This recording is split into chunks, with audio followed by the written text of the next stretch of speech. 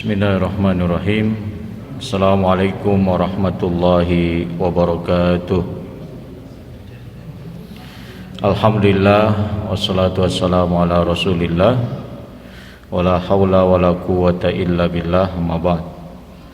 Subhanaka la ilma lana illa ma 'allamtana innaka antal alimul hakim.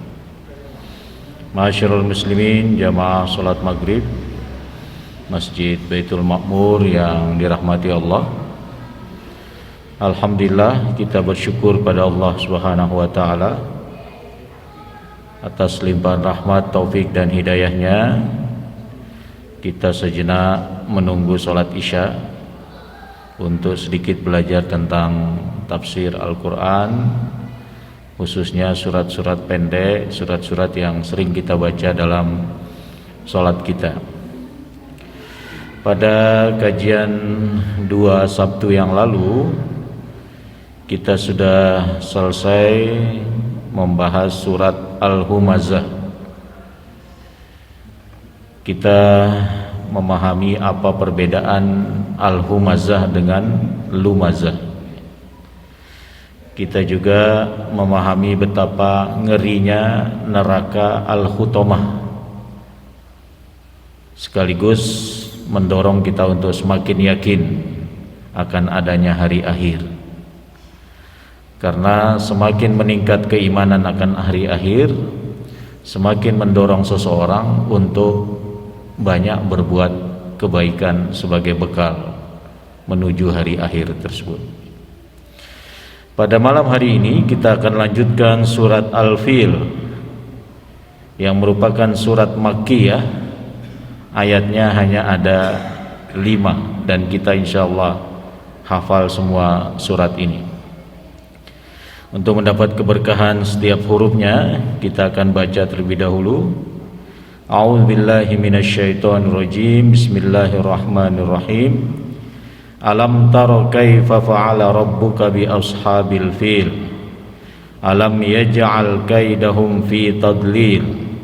Wa arsala alaihim tayran ababil tarmihim bihijaratin min sijil faja'alahum ka'asbim ma'kul.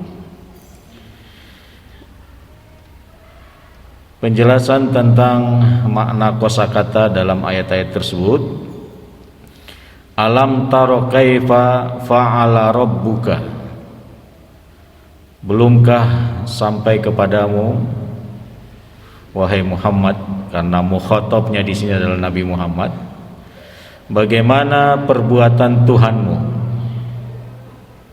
Jadi di sini diartikan alam yantahi ila ilmika fi'lu rabbika bi ashabil fil. Belum sampaikah kepadamu pengetahuan tentang perbuatan Tuhanmu kepada ashabul fil?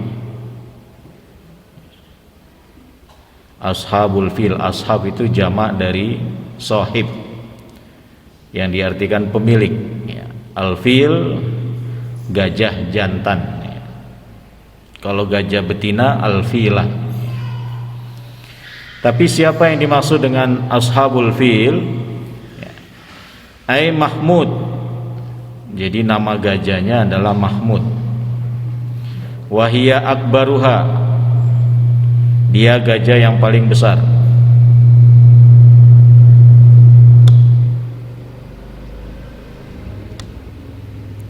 Jadi Mahmud adalah nama gajah yang paling besar. Wa ma'ahu itsna asyara filan. Bersamanya 12 gajah yang lain yang lebih kecil dari Mahmud sebagai gajah yang terbesar. Wa sahibuha Abraha. Pemilik gajah ini adalah Abraha, seorang raja di Yaman. Alam yaj'al kaidahum. Bukankah Allah telah menjadikan rencana mereka? Kaidun itu sering digunakan untuk rencana jahat, rencana yang tujuannya untuk keburukan. Kaidun, makarlah.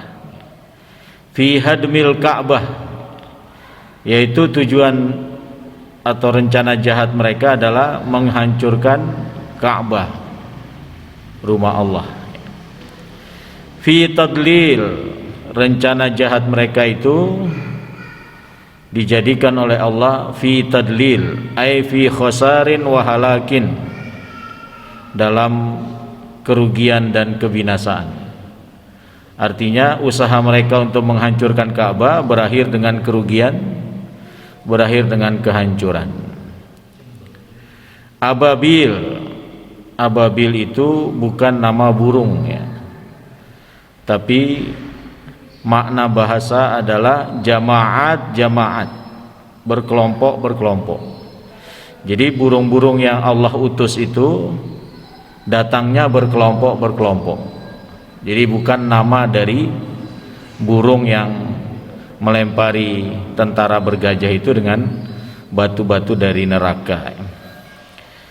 Min sijil, jadi lam ini sebenarnya menggantikan nun, sijin atau tinun madbuhun, tanah yang panas dibakar di api neraka.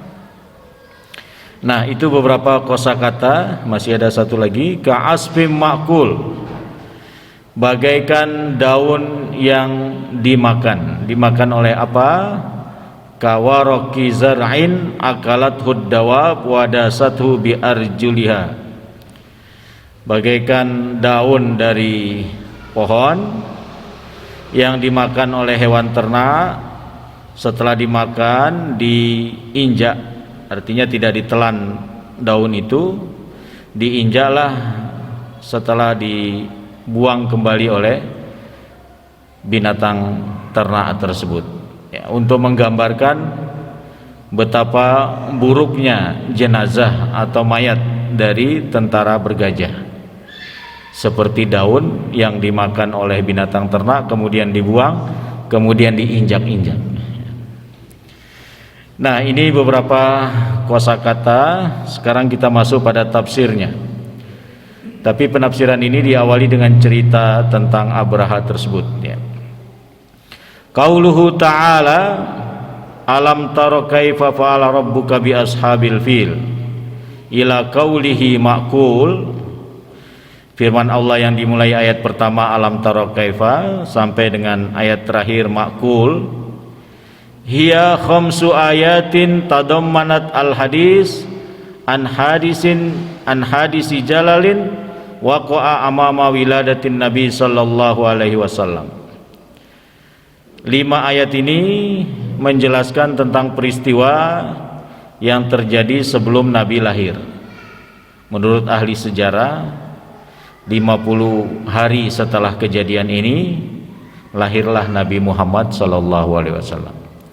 Jadi ingatan bangsa Arab itu masih segar ya terhadap peristiwa ini ketika Nabi lahir. Bahkan ketika Nabi sudah diangkat menjadi Nabi, kemudian turun surat ini, dan surat ini turun di Mekah, juga masih ingat dalam benak mereka kejadian dalam surat Al-Fil ini. Wa khulasatuhu anna Abraha al-Ashram waliyul Yaman. Jadi ringkasnya bahwa Abraha namanya Abraha al-Ashram ya. Dia adalah pemimpin Yaman, jadi jazirah Arab bagian selatan. Min kibali malikil Habasyah, salah satu bawahan dari Raja Habasyah. Jadi Yaman itu masih dalam kekuasaan Habasyah. Kira-kira Abraha ini adalah gubernurnya lah. Qatra'a anna ayyubniya baitan fi Son'a al-Yaman. Jadi dia punya gagasan untuk membangun sebuah rumah di kota Son'a. Nama kota ini masih ada sampai sekarang ya, Son'a, Yaman. Yad'ul Arab ila hajjihi badala hajjihim al-Baitul Muharram. Dibangunnya rumah dengan maksud agar haji yang dilakukan di Mekah itu berpindah dari Masjidil Haram ke rumah yang akan dibuat oleh Habasyah atau Abraha ya. Wal qasdu min dzalika tahwilut tijara wal mukasib min Mekkah ilal Yaman. Tapi ada tujuan tersembunyi, yaitu tujuan ekonomi, untuk memindahkan perdagangan dari Mekah ke Yaman, karena dengan ramainya haji di situ juga tumbuh bersamaan perekonomian masyarakat. Ini tujuan tersembunyi dari Abraha. Wa arada hadza 'alal malikil habasyi fawafaqa wa sarrahu. Maka gagasannya ini disampaikanlah kepada Raja Habasyi, dan Raja Habasyah menyetujui dan senang dengan usulan dari Abraha ini. Walamma buniya al-bait ay al-kanisa wa sammaha al-kullanis al-kullais. Setelah dibangun sebuah rumah atau gereja kanisa, dinamakanlah bangunan itu dengan al-kullais. Jadi bangunannya bernama al-kullais. Lam yabni mithlaha fi tarihiha, belum ada bangunan yang semewah itu. Jadi yang dibangun Abraha ini super mewah pada saat itu. Ja'a rajulun Quraisyun fatagawwata fiha. Datanglah seorang laki-laki Arab dari bangsa Quraisy dan dia buang air besar di situ ya. Wala takhajjidranuha bil uzrah ghadaban minhu. Tidak hanya buang air besar, tapi kotorannya itu dia tempelkan di dinding-dinding gereja itu. Karena dia marah dengan tujuan Abraha membangun rumah ini atau kanisah ini dengan harapan haji pindah ke situ ya. Ini membuat marah orang Quraisy. Nah, salah seorang kemudian datang untuk buang air besar di situ, bahkan mengotori dindingnya dengan kotorannya. Wa dhahaba, kemudian dia pergi, ternyata tanpa ketahuan itu. Jadi tidak dijaga mungkin. Falamma ra'aha Abraha al-Ashram bitilkal hal intasyata ghaizan. Ketika Abraha melihat bangunan mewahnya ini kok dikotori, dinding-dindingnya dikotori dengan kotoran manusia, maka marahlah Abraha ya. Wa jahaza jaisan li ghazwi Makkah, segera dia siapkan pasukan untuk menyerang Makkah. Wa hadmil Ka'bah, untuk menghancurkan Ka'bah. Wa kana ma'ahu 13 filan, dia membawa serta 13 ekor gajah. Jadi bukan berarti tentara bergajah itu semua mengendarai gajah, hanya 13 ekor saja. Wa min bainiha filun yud'a Mahmud, di antara gajah yang 13 itu ada gajah yang dipanggil namanya Mahmud.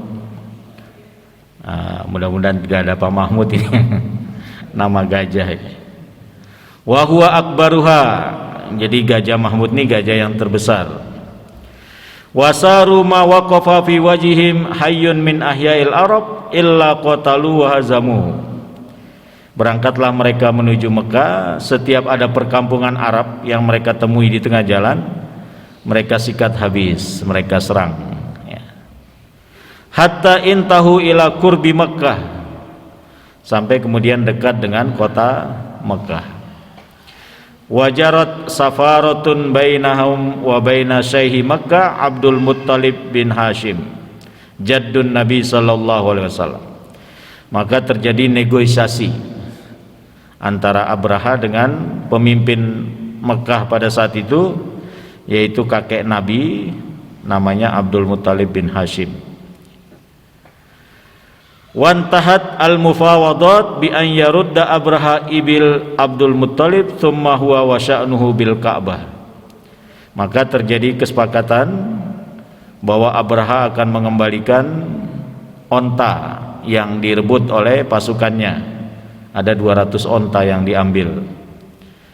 Abdul Muttalib meminta kembali ontanya itu, dan dia menyerahkan urusan menghancurkan Ka'bah pada Abraha. Silakan, karena Ka'bah itu ada pemiliknya. Nggak mungkin dia akan membiarkan rumahnya itu dihancurkan, pasti akan ada pembelaan. Ya, ini yang membuat Abraha heran, ini orang kok rumah ibadahnya mau dihancurkan, dia malah mikirin ontanya.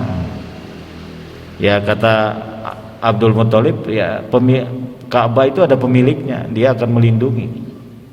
Nah, ini bentuk keyakinannya. Maka kesepakatan terjadi bahwa Abraha membalikan onta, sedangkan Abdul Muthalib tidak menghalang-halangi pasukan Abraha untuk menghancurkan Ka'bah. Wa amara rijalu Makkah an yakhullu al-balad wa yaltahiqu bi ru'usil jibal binisaihim wa atfalihim wasiyatal ma'arrah talhaquhum minal jais al-ghazi waz-zalim.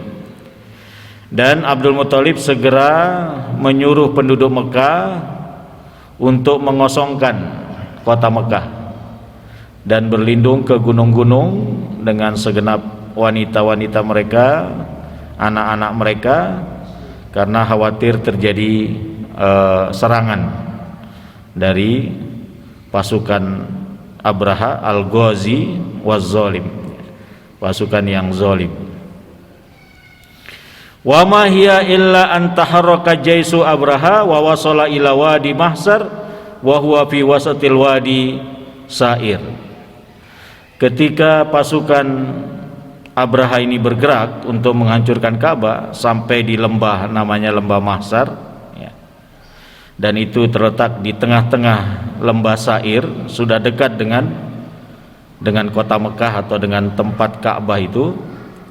Wa idza bi firaqin minat thair firqatan ba'da ukhra tursilu ala zalikal jais hijaratal wahida ma bainal himsah wal adasah fil hajm. Ketika mereka sudah sampai di lembah itu, tiba-tiba gerombolan burung, satu gerombol datang lagi gerombol yang lain, ya, membawa batu, yang satu batunya itu besarnya sebesar kurang lebih bawang, ya, kecil memang. Wa ma taskutul hajarah ala rajulin illa zaba wa tanathara lahmuhu. Jadi kalau batu ini jatuh ke tentara Abraha, maka langsung menghancurkan daging mereka, tubuh mereka. Jadi tubuhnya itu langsung tersembur, ya, saking panasnya batu yang dibawa oleh burung-burung tersebut. Fahalaku, maka binasalah seluruh pasukan Abraha. Wa farra Abraha pun lari, dan dia juga walahmuhu yatanasar, dagingnya tersembur kemana-mana, ya, saking panasnya. Fahalaka fit tariq, sehingga dia binasa di tengah jalan. Wa kanat hazihi nasratum minallah lisukani haramihi wa himayati baitihi wa min thumma mazalatil arab tahtarim al-Ka'bah. Ini adalah bentuk pertolongan Allah kepada penduduk negeri haram, ya, dan perlindungan terhadap rumahnya. Karena itu bangsa Arab sampai saat ini masih menghormati Ka'bah. Wal haram wa sukanuhu ilal yaum, ya, sampai hari ini. Jadi itu kisah singkat tentang surat Al-Fil. Kemudian sekarang penjelasan tafsirnya. Wa qauluhu ta'ala alam tara kaifa yukhatibu ta'ala rasulahu mudzakkiran iyyahu bi fi'lihi al-jabbar fi ihlakil jababirah. Firman Allah, alam tara kaifa, tidakkah sampai kepadamu bagaimana Tuhanmu berbuat kepada ashabul fil, merupakan khitab kepada nabinya untuk mengingatkan beliau akan perbuatan Allah kepada semua penguasa zalim. Bagaimana Allah menghancurkan penguasa-penguasa zalim. Fa aina quwwatu zalamati Quraisy, di mana kekuatan kezaliman orang-orang Quraisy seperti Al-As bin Wa'il, Amru bin Hisham, Al-Walid wa Uqbah, min quwwati Abraha, dibanding kekuatan Abraha. Artinya kalau Abraha saja Allah mampu hancurkan dengan mudah dengan gerombolan burung yang membawa batu-batu yang panas, ya, apalagi dengan kezaliman yang selalu menentang dakwah Nabi. Di antaranya tadi ada Al-As bin Wa'il, ini ayahnya Amru bin As, anaknya masuk Islam. Wa Amru bin Hisham, ini Abu Jahal, ya, yang oleh Nabi dikatakan Fir'aunnya umat ini, Abu Jahal. Wal Walid, nah, ini ayahnya Khalid bin Walid. Jadi anaknya awalnya memang belum masuk Islam, tapi setelah itu menjadi pembela-pembela Islam. Sementara ayahnya menjadi penentang kuat dakwah Rasul, ya. Wa Uqbah, dan Uqbah, ya. 4 orang ini pembesar-pembesar Quraisy yang selalu menghalangi dakwah Nabi. Jadi ayat ini semacam hiburan kepada Rasulullah. Kalau Abraha saja dibinasakan oleh Allah, apalagi 4 orang ini yang tidak sebanding kekuatannya dengan tentara Abraha, ya. Wa abadahallahu ta'ala fi sa'atin, nanti Allah akan hancurkan suatu saat. Fasbir ya Muhammad, sabarlah wahai Muhammad, wala tahmil liha ulail a'da, jangan merasa terbebani dakwahmu dengan orang-orang tersebut. Ya, namanya dakwah pasti ada tantangannya. Tapi dengan turunnya surat ini Nabi disuruh sabar, sekaligus sebagai hiburan kepada Nabi bahwa yang zolimnya lebih zolim saja Allah hancurkan, apalagi yang kecil-kecil itu.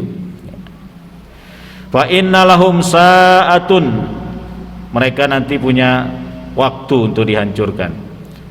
Fakanatis surah ibaratun an zikra li'izzatin wal i'tibar. Jadi surat Al-Fil ini menjadi semacam peringatan bagi orang-orang yang selalu memusuhi dakwah Rasulullah, bahwa Allah saja melindungi rumahnya, apalagi Rasulnya, pasti Allah akan lindungi.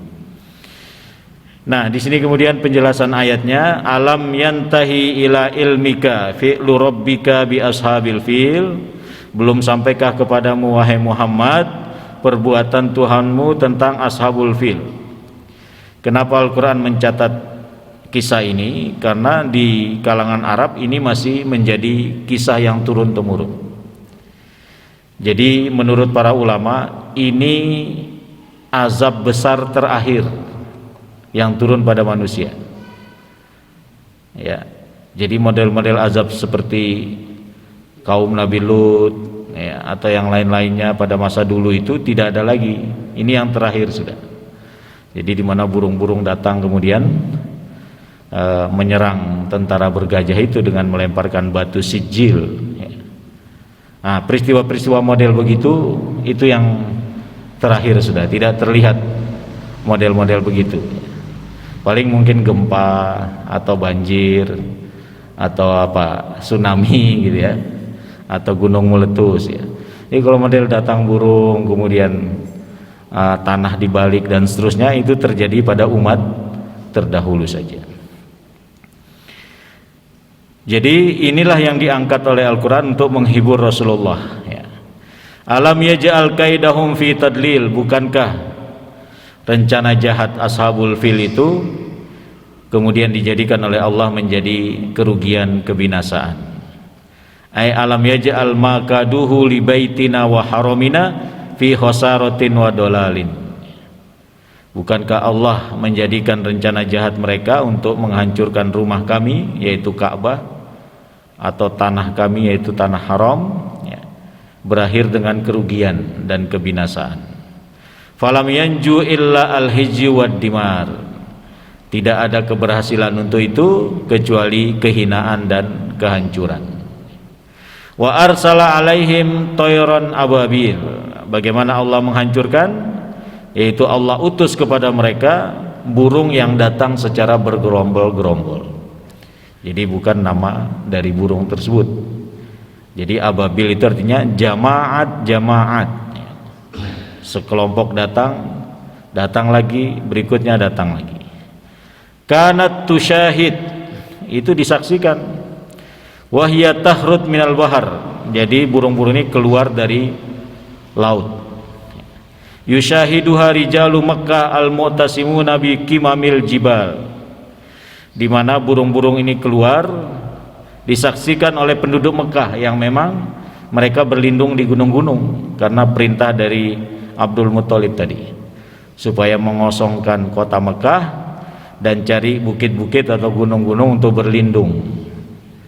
Dan mereka yang ada di gunung itu ketika keluar burung ini menyaksikan datangnya burung-burung tersebut secara bergerombol.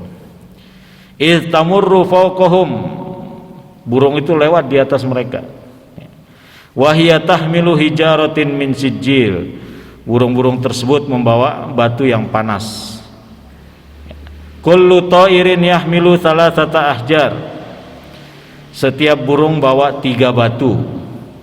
Kalhimsa wal adasa, yang besarnya seperti bawang itu tadi ya, bawang bombay lah ya. Wahidun bimingkorihi, 1 batu di paruhnya. Wa ithnataini bimakhlabaihi, dan 2 batu di kakinya, cengkeramannya. Kullu wahidatin fi mahlabin tarmihim biha, setiap batu yang ada di cengkeraman burung itu melempar tentara bergajah. Fatafattatat luhumuhum wa tanasar, maka tersemburlah daging-daging mereka.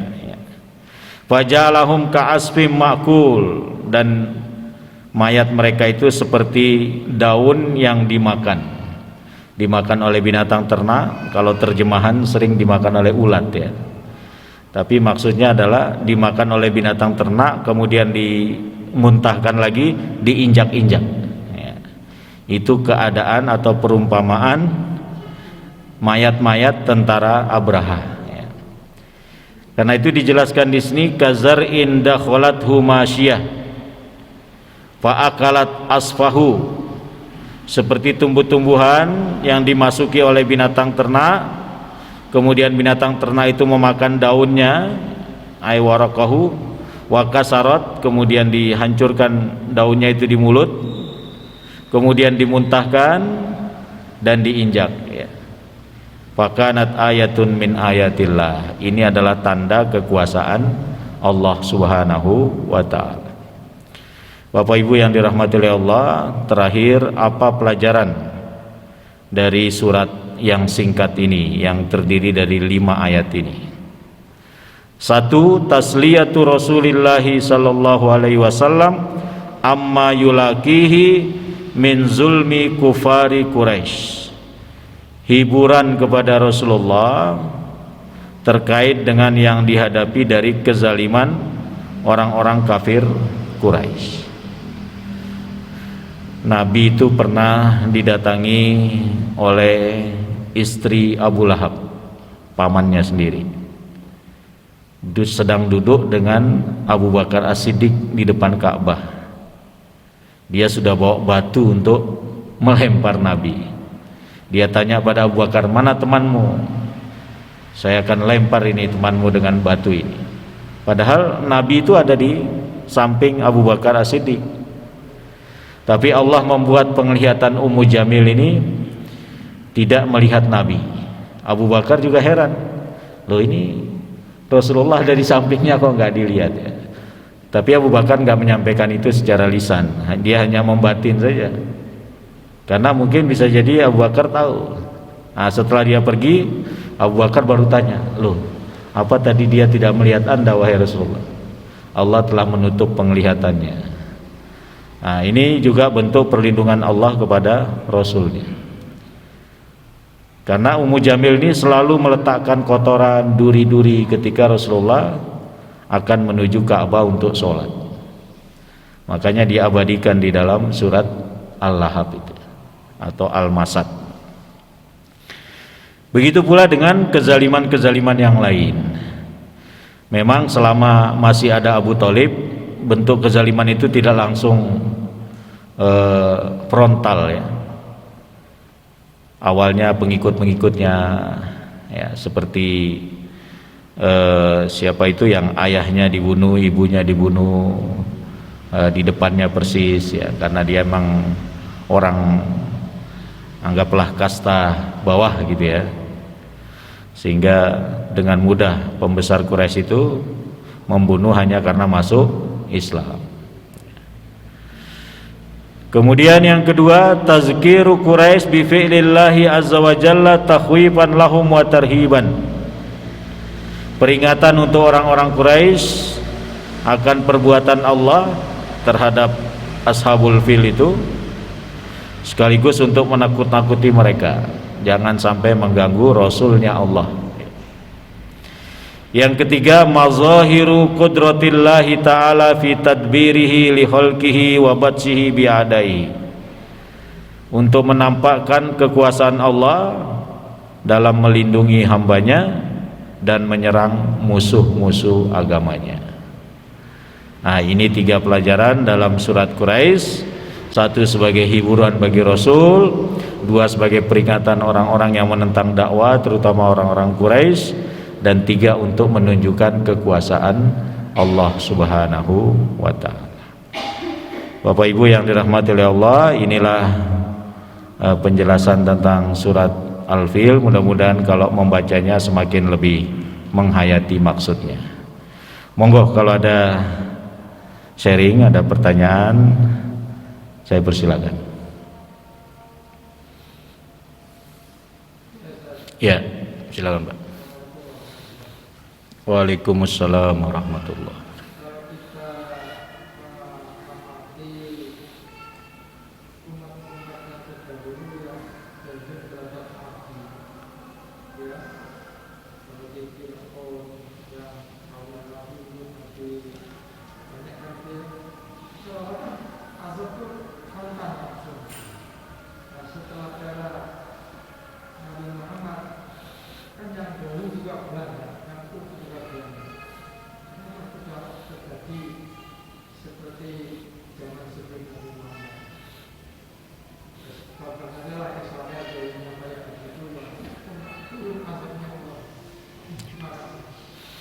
Ya, seperti yang tadi saya singgung, memang menurut ulama azab yang langsung diperlihatkan Allah itu berakhir pada peristiwa penyerangan terhadap tentara Abraha.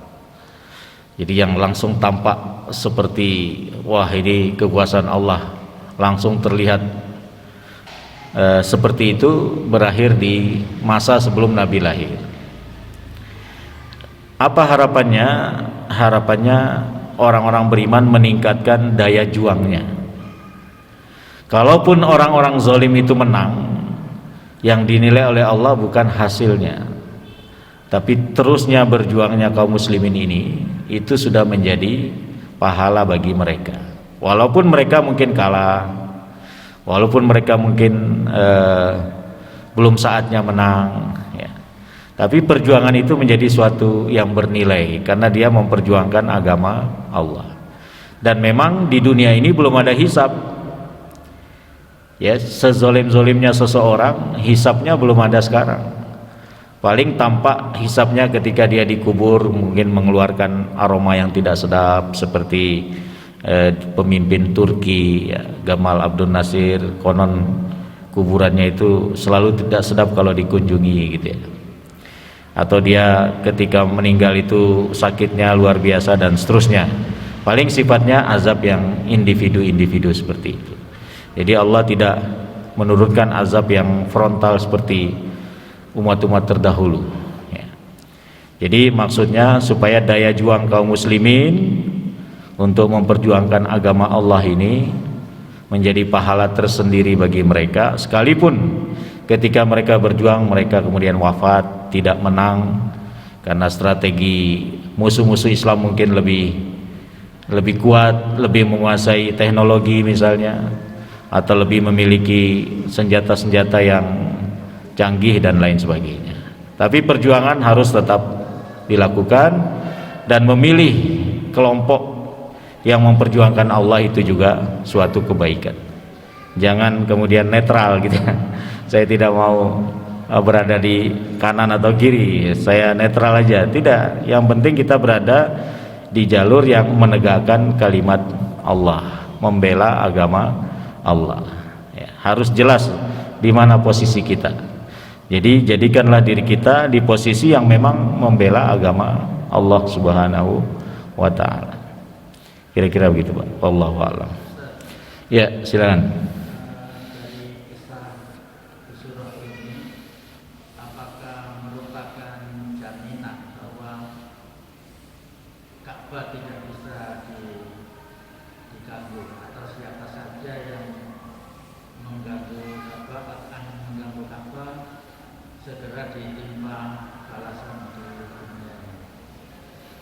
Ya,